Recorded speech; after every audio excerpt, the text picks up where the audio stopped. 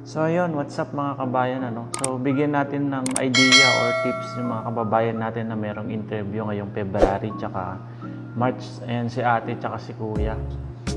So ayun, so very simple lang naman yung tinatanong nila kapag po sila ay nag-i-interview sa kanilang mga aplikante. So ang tips lang na maipapayo ko sa inyo is dapat huwag kayong kabahan, huwag niyong ipakita sa nag-i-interview sa inyo na natitense kayo, gano'n, na kinakabahan kayo, gano'n. So, dapat yung paningin nyo nasa kanila lang. Kumbaga, nakapokus lang kayo sa kanila. So, hintayin nyo lang yung mga itatanong nila sa inyo. Kumbaga, kapag nagtanong sila is sagutin nyo. And then, kapag tapos na kayong sumagot, sabihin nyo, okay na kanyo. So, and then, yun nga, 3 to 4 questions lang naman yung tinatanong nila na kapag sila ay nag-i-interview sa mga aplikante nila. So, yun nga, disclaimer lang, ito ay based sa experience ko lang din. So, tatanungin ka lang naman nila ng tell me about yourself, yung unang question. So, magpapakilala ka lang in English way na ganito yung pangalan ko, ilang taon ka na, ganyan.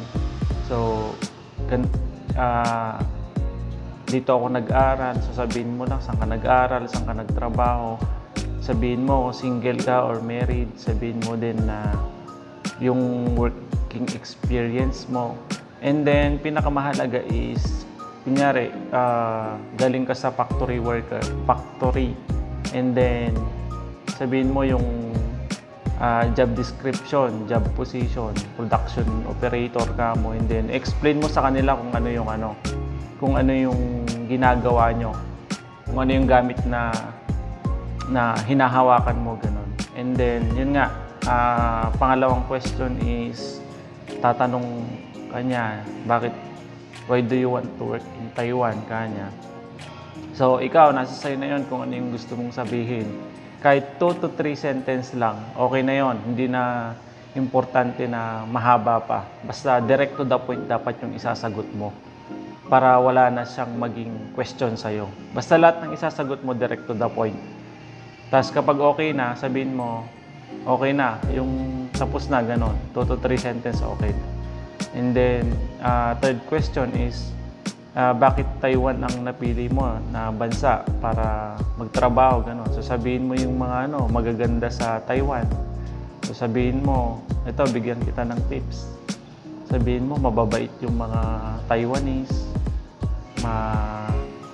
maayos yung pamamalakad ng gobyerno, and then isa sa pinaka-safe na lugar na bansa kamo. So yun, lahat ng magaganda sa Taiwan sabihin mo. Kahit 2 to 3 or 4 sentence, okay na yun. So ganun lang naman yung question nila. Hindi naman mahirap, kaya wala kayong dapat na ikabahala or ikakabaman, ganun. So yun nga, tips lang, huwag kang kabahan. Yung focus mo nasa nag-i-interview lang. And then, huwag mong ipapakita sa kanila na natitense ka. So, ayun mga kabayan, sana makapasa kayo and God bless sa inyo. And hope na makatulong ito. Very simple lang naman. So, ito lang yung talagang na-experience ko nung ako ay na-interview, nung ako ay nag-a-apply pa lang dyan sa Pinas, papunta dito sa Taiwan. So, gumana naman So, yun nga, abot naman sa mga English na sasabihin niya, isasagot nyo. Kahit English Carabao lang, hindi naman kailangan na fluent yung English mo. Kasi yung nag-i-interview sa'yo, hindi naman din fluent yung English niya. English Carabao, baka mas magaling ka pa nga. So, ayun mga kabayan, So, sana makatulong ito.